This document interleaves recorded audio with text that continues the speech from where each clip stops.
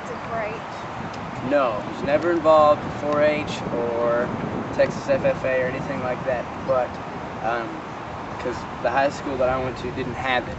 But a lot of people that were from the same hometown that I'm from, Wichita Falls, that are good friends of my family and stuff like that. His name's Aaron Alejandro, and he's really involved with Texas FFA, and I think he's like the vice president or something. I can't remember the exact title, but that's how I am.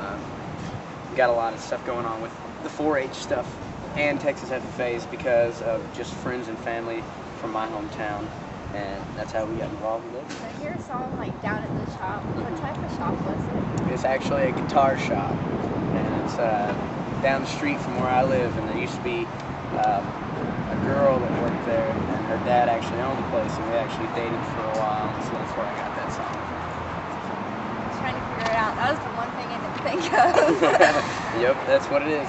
So I listen to your CD like every day. Who is in your CD player right now? I think at home, in my CD player right now, it's a guy named Mark Broussard, and he's not very well known, but he's like real soulful. He's got a lot of really cool stuff. You need to check him out. You'd like it. His name's Mark Broussard with C, M-A-R-C. Who would you like to record a duet with? I don't know. I think it'd be cool to do something with like Taylor Swift. I'm friends with her, and I like a lot of her stuff. And we've talked about doing something like that maybe in the future. So I think something like that would be cool. And I also think it'd be cool to do something with like, you know, the Doobie Brothers or the Eagles or something like that. You know, I think that would be awesome. You know, the likelihood of that ever happening is very slim. But if it ever did, that would be awesome. What inspires you to write music? Anything and everything. Like I'm serious about that. You know, it's from love to, you know, just encounters with different people, to, you know, memories of, you know, just hanging out with friends and stuff like that, or, you know, or anything. You know, it could be political views or whatever. You know, you never know. And for somebody like me, it's not like I can ever really sit down and just write a song, like something. It just kind of comes to me, and then I go, oh, okay, I've got this, you know, line or a verse or a part of a chorus that for some reason gets stuck in my head, so I can grab my guitar. Or maybe the other way around, I grab my guitar and I write some stuff on here, and then I put words to it. So it's different every time. That's what's kind of beautiful about it. It's never just like a, you know, it's not like going to the change machine where you put your dollar in and get your 4 quarters. You know you're going to get your 4 quarters every time. You know, it's something different every time. So it could be one day love. It could be, you know, someone making me mad. It could be just hanging out with a fellow musician that we both, you know, he says, hey, I got this idea about blah, blah, blah, blah, blah, blah. And for some reason I can help elaborate on his idea. So it's different every time.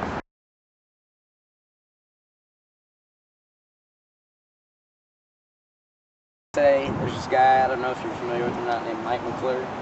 He's got this CD called Everything's Upside Down. I wish I could have written every song on that album. It's that good. For you, and what did it feel like the first time you heard your song on the radio? I think I was just driving down the road somewhere, and it came on. And it was just kind of weird because it's just like, you know, when you go to make your CD and you're trying to get all the final mix downs and everything, you listen to it ungodly amounts of times just so you are happy with it before you make it a final thing. So I think after hearing it in my CD player and my dad's CD player so long, that when it came on the radio, I honestly thought that the CD player was on or something like that, you know, until after they, you know, the song ends, they cut to a commercial and you go, oh wow, that was on the radio. I think it was just more funny than it was anything, because it was just like, hey, I know that guy. What album do you use the same band that you like to play with? Oh yeah, I do. A lot of bands. Some artists do that. They keep the band that they use on stage and everything, and some artists don't. I like to use the artists that I play with on stage because, number one, I feel that they're good musicians. Number two, you know, what's the point in us spending 8 months to work up a song for some other band to record it, you know? And number three, that's why our live shows sound like our album, because it's the same dudes, the same equipment. It's that's what it is. That's why you go to some concerts and you listen to somebody, and they sound maybe not as good live as they do on the album, because it's different people or different scenarios or whatever. But I like to keep it as simple as I can, just so that way when you come out to watch us live and you go home and put that CD on, there's not a huge difference. You can definitely tell that we are us. How did your parents feel about you like becoming a musician instead of like going to college? Well, there's mixed reviews there. Both my parents were okay with it, because they honestly felt like maybe they knew me well enough that I was going to take this seriously. And also, you can always go back to college. And I'm sure every teacher doesn't want to hear that, but you can. If this doesn't work out for me, I'll know in the next 10 to 15 years.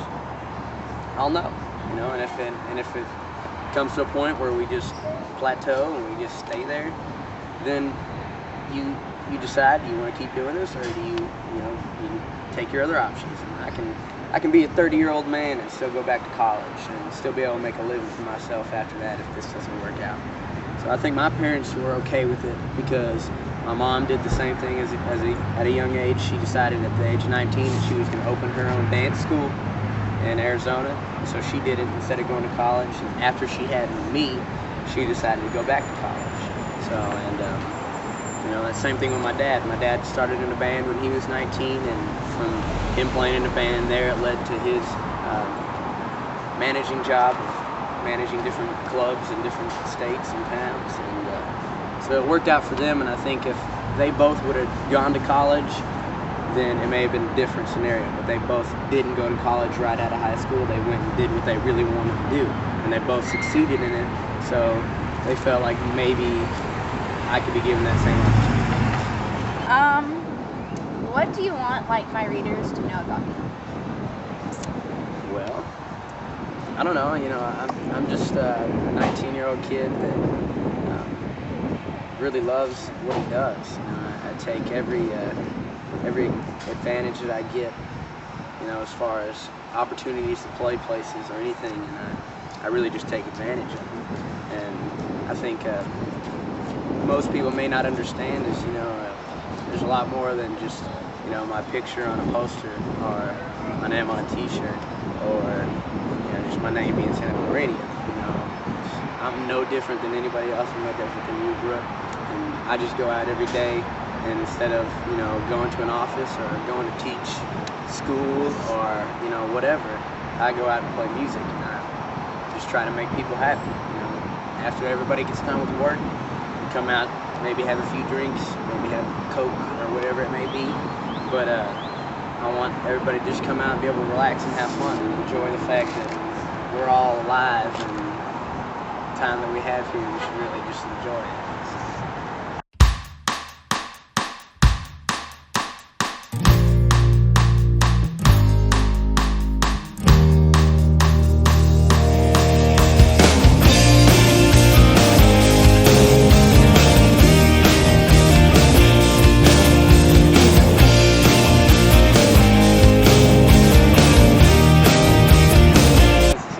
We had thought maybe bike shop or even beauty shop. Oh, there you go, yes. Or get my hair did. About blah, blah, blah, blah, blah, blah. And since I was 15, I started playing the guitar when I was 15. And so, from 15 and now 19.